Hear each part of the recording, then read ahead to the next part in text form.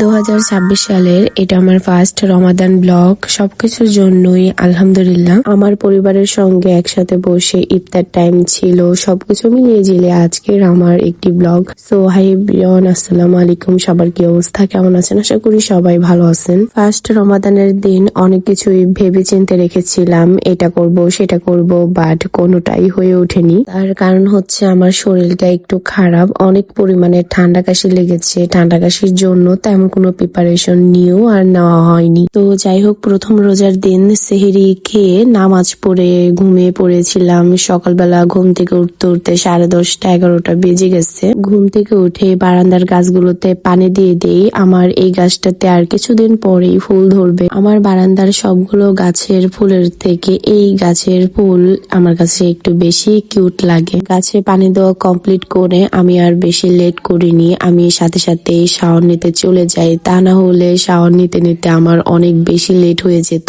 Shower নেওয়া শেষ করে বেসিং এর সামনে এসে ফেস ওয়াশ দিয়ে মুখটা ক্লিন করে নিই। এই কাজটা আমি বেশিরভাগ সময়ই করে থাকি। কেন যেন আমার শাওয়ারের সময় মুখ ক্লিন করতে একদমই আলসামও লাগে। শাওয়ার শেষ করে বেসিং এর সামনে এসে আমি সব সময় মুখ ক্লিন করি। আর হ্যাঁ, অনেকদিন ধরেই আমার ফেসে একটু প্রবলেম দিচ্ছিল।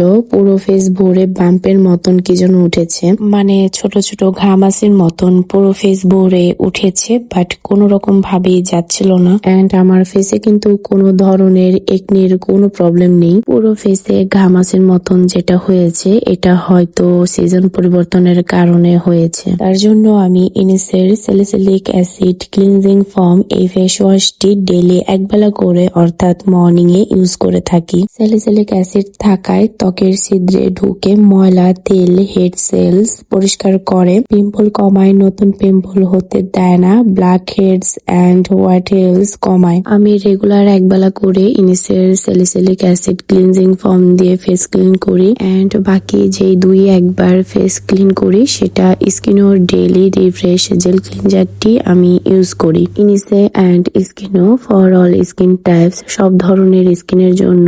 আমার স্কিন যেহেতু অনেক সেন্সিটিভ, দুইটা ফেস ওয়াশই আমার ফেসে খুবই ভালো মানিয়েছে। তাহলে আপনারাও দেরি করবেন কেন, সরাসরি স্কিনো থেকে এন্ড ইনিসে থেকে অথেন্টিক প্রোডাক্টস পারচেস করে ফেলুন। তো যাই হোক, এরপর আমি জোহরের নামাজ আদায় করে নিয়েছি, যেটার আর ভিডিওর ক্লিপস নেওয়া হয়নি। দেন এরপর একটুখানি স্কিন কেয়ার করে নিয়েছি। ইনিসে নিয়াসিনামাইড বডি লোশন এন্ড তিব্বত পমেড দিয়েই আমার স্কিন কেয়ারটা শেষ করেছি, ব্যাস এতটুকুই। দেন এরপর আর আমি তেমন কোনো ভিডিওর ক্লিপস নেইনি। আমি আসরের নামাজ আদায় করে নিলাম। এরই মধ্যে ইয়ামিনের বাবা বাসায় এসেছে আর আমি তার সাথে কি যেন নিয়ে একটু হাসাহাসি করছিলাম। দেন এরপর আমি ইফতারের জন্য আম্মুকে হেল্প করছিলাম। শরবত গুলিয়ে নিলাম, ফলমূল কেটে টেবিলটাকে সুন্দর করে সাজিয়ে নিয়েছি। কেন যেন আমার ইফতারের আয়োজনে যদি ছোলা, বুট, বেগুনি, পেঁয়াজ এগুলো না থাকে না, আমার একদমই ইফতারে আনকমপ্লিট লাগে। তো এইটাই ছিল আমার ফ্যামিলির সাথে 2026 সালের ফার্স্ট রমাদানের ব্লগ। সারাদিনের তেমন একটা ভিডিওর ক্লিপস নিতে পারিনি, যতটুকু পেরেছি অতটুকু শেয়ার করলাম। আল্লাহ হাফেজ। So thanks for watching my video. সবাইকে রমাদান মুবারক।